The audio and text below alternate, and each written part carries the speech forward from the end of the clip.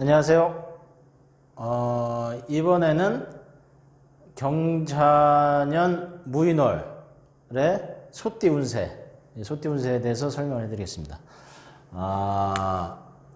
경자년 무인월은 잠깐 설명해 드렸듯이 악산이라고 했어요. 산이 있고 바위니까 이 악산을 누가? 소띠로 태어나신 분들이 여기를 들어가는 겁니다. 그러니까 무인월, 그러니까 위에는 그 천간은 자연 환경을 뜻하는 거예요. 자연 환경을 뜻하기 때문에 어떤 환경이 나한테 올 것인가 일단 생각을 한번 해보시는 거예요. 그런데 기본적으로 경자년은 위에 바위산, 그러니까 북한산 같은 거죠. 예, 그 거칠은 산이 일단은 1년을 지배를 하고 있습니다.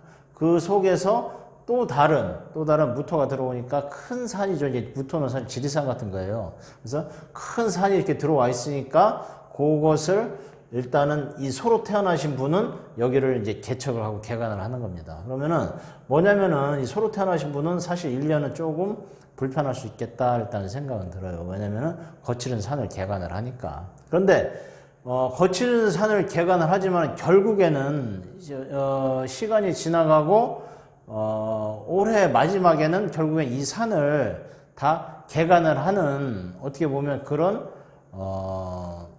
영광, 어떤 그런 뭐 자부심, 내가 이 산을 개간을 했구나, 어떤 그런 자부심을 느낄 수 있는 게 이 소가 갖고 있는 어떤 소띠의 생애 올해의 특성이 아닌가 일단 그 생각을 합니다. 자, 그러면서 인월이 됐어요. 인월이 되면은 여기는 호랑이에요. 자, 산속에 이제 개간을 하러 들어갔더니 처음에 만난 것이 호랑이였다라는 거죠.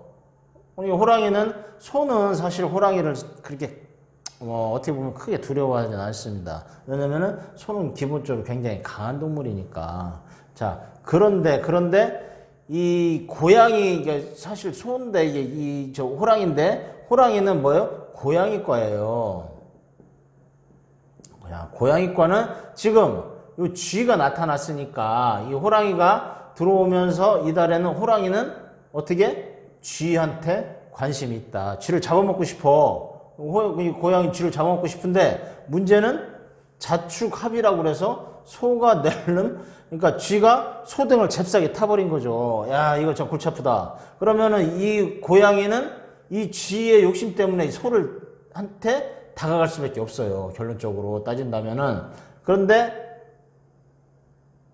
이 머리가 좋은 쥐겠네. 이 머리가 좋은 쥐가 이 소 등에 탔기 때문에 결국에는 호랑이하고 소하고 피 튀기는 싸움을 하지 않겠느냐 일단 생각을 하는 겁니다. 그러다 보니 이 소는 좀 나쁜 말로 얘기하자면은 쥐한테 이용을 당한 거죠. 그러니까 이 고양이를 피하기 위해서 쥐는 소의 등을 탔다라는 거예요. 그러니까 소한테는 어떻게 돼요? 소로 태어나신 분들, 그러니까 축년생들한테는 소띠에 태어나신 분들한테는 부담이 된다라는 얘기를 하는 겁니다. 자, 죄송합니다. 소띠 분들한테는 연초부터 약간 부담스러운 일이 부인한테 들어왔다. 그런데 그것이 자기 자신이 원한 게 아니라 이 쥐 때문에, 이게 뭐야, 누구야, 도대체, 이 머리 좋은 쥐 때문에 좀 고스란히 좀 당하는 어떤 그런 느낌이 아니냐. 근데 왠지 모르게 또 자식 같은 느낌도 들기도 하고, 또 남편 같은 느낌도 들기도 하고. 여자는 아닐 것 같아. 자, 여하튼 간에 제가 봤을 때는 소띠생들한테 경자년 무인월은 타인에 의해서 조금 피해를 보는 형상 같다. 그리고 내가 다른 사람을 책임져야 되는 어떤 그런 상황이 벌어지지 않겠느냐 하는 생각입니다. 그래서 어떻게 생각하실지 모르겠지만은 그래도 나한테 주어진 거라고 생각을 하신다면은 한번 끝까지 지켜봐라. 그러면은 이 머리 좋은 쥐가 자기 자신을 보호해 줬기 때문에 연말 정도 돼서는 분명히 응분의 어떤 보답이 있지 않겠느냐. 일단 그 생각을 한번 해봅니다. 예, 감사합니다.